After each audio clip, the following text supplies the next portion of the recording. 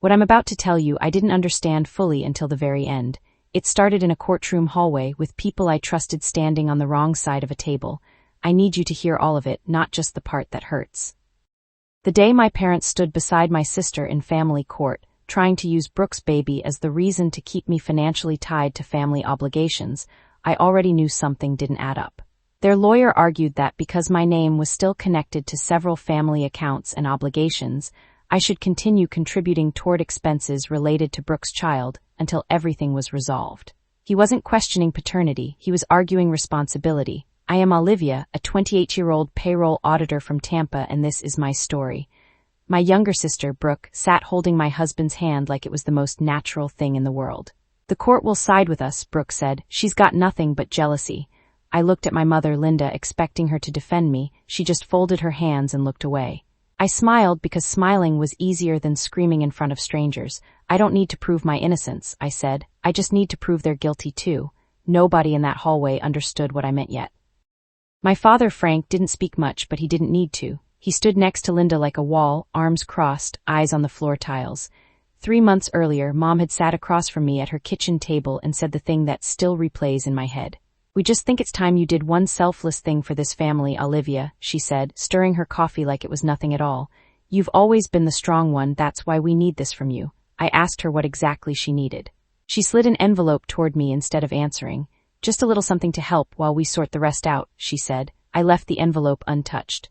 Months later, when everything finally unraveled, I'd discover it contained a single page asking for my signature on the same property account that would matter more than I knew. My husband, Mark, barely looked at me anymore. He'd moved out 2 months before the court papers came, into Brooke's apartment, like it was the most reasonable thing in the world.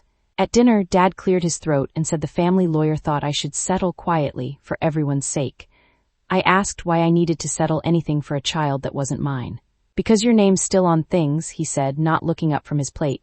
Things get complicated when accounts overlap. I asked which accounts exactly. He changed the subject, asked Mom if there was more rice on the table. Nobody answered me directly that night. I went home and sat at my own kitchen table, the one habit I never broke even when everything else fell apart, lining up my pens by color before I touched a single paper. I started with the joint accounts, the ones I hadn't checked in years. My closest friend Jade called that same week like she always did when something in my voice sounded wrong. Get your own lawyer, she said, not your parents' guy. Yours? I told her I didn't even know what I was fighting yet.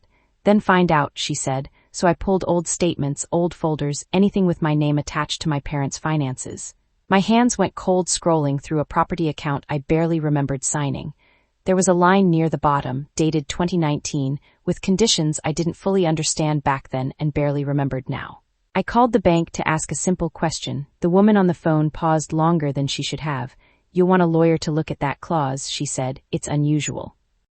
The clause wasn't about a baby at all. It was about money my parents had moved years ago in a property transfer that depended on me staying financially tied to the family. Not emotionally tied, legally tied. I read it 3 times before it made sense. The court filing about Brooke's baby was never really about Brooke's baby.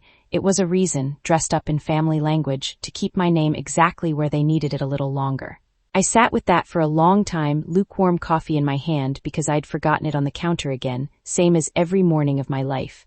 I thought about all the times Mom called me the strong one, like strength was just another word for useful to her. I didn't cry, I just thought quietly about how long they'd been planning around me. Whatever happens next, I need you to stay with me through it. In court, Brooke testified first. She sat straight, hands folded, repeating words I'd heard before, almost exactly. She's always been jealous of what I have, she said. She can't stand that things finally worked out for me. It sounded rehearsed, like she'd practiced it in front of a mirror or in front of our mother. I watched her face while she spoke. She believed every word of it. That was the part that hurt the most. She wasn't lying on purpose. She just didn't know what she was repeating or where it had come from. My lawyer leaned over and asked if I wanted to respond. I said not yet. Mark sat beside Brooke, quiet, the way he'd always been quiet, letting other people speak for him his whole life. Mom watched me from the second row, waiting for me to fall apart in front of everyone. I drove to Mr. Castellano's house that weekend, the way I used to as a kid, just to feel normal for an hour. Our neighbor, Mr. Castellano, was fixing a fence post, same as he'd done my whole childhood. The hardware store smell still clung to him, cut wood and engine oil, even years after he closed the shop. We didn't talk about court. We talked about nothing, his tomatoes, his bad knee, a fence that never stayed straight no matter how many times he fixed it. Then, almost in passing, he mentioned notarizing papers for the Bennett property thing back in 2019 at his old counter. I went still. You remember that? I asked. He shrugged. I remember everybody who came through that door. I helped him finish the fence, and for 1 hour I wasn't anyone's case file. She kept every signed page. I requested the full 2019 property transfer record the next morning, calm, no shouting, no confrontation, just a quiet request through my new lawyer. It came back faster than I expected, a thick envelope sitting on my doorstep before I'd even finished my morning coffee. I laid every page across my kitchen table, pens lined up beside them by color, the same habit I'd had since my first audit job years ago. Then I finally opened the envelope Mom had given me months earlier. Inside was the same signature page I'd refused to touch, sitting there like a warning I hadn't understood at the time. The transfer had a condition buried on page 4. It stayed valid only as long as I remained financially connected to my parents' accounts. Not forever. It was set to expire in a matter of weeks. That's when the court filing finally made sense to me. They didn't need me to lose this case. They needed me tied to them a little longer, just until the paperwork stopped mattering on its own. I felt calm looking at it, like something heavy had finally been named out loud. I took a photo of every single page and made 3 separate copies, sliding them quietly into a folder marked with my own name. In court, my lawyer explained it plainly. What had been presented as a child support dispute was actually built around a liability issue connected to accounts my name was still legally attached to. The child had become the emotional argument. The paperwork was the real target. Then he read the original 2019 transfer terms aloud, slow enough that nobody in that room could pretend not to hear every word.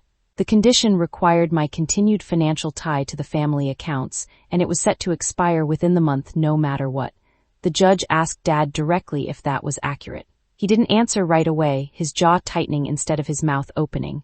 Mom's hand found his arm, gripping it like she could hold the moment still by force. Brooke turned toward our parents, and her face changed in a way I'd never seen before. "Did you know about this?" she asked, her voice cracking hard on the word no. Neither of them answered her, not once.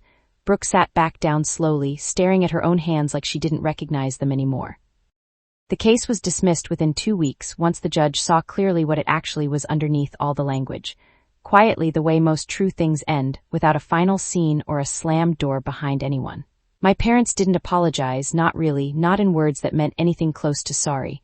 But Brooke called me one night, crying, asking why nobody had told her what she was actually part of this whole time. I didn't have a clean answer for her. I just told her the truth, that we'd both been used, just in different ways, by people we trusted completely with everything. Accountability doesn't always look like an apology. Sometimes it just looks like silence finally landing on the right people for once in their lives. I used to think silence was something done to me. I didn't know yet that it could be something I chose for myself on purpose. If this story stayed with you like this video, subscribe so you don't miss the next one, and tell me, has someone in your family ever used your name without asking first?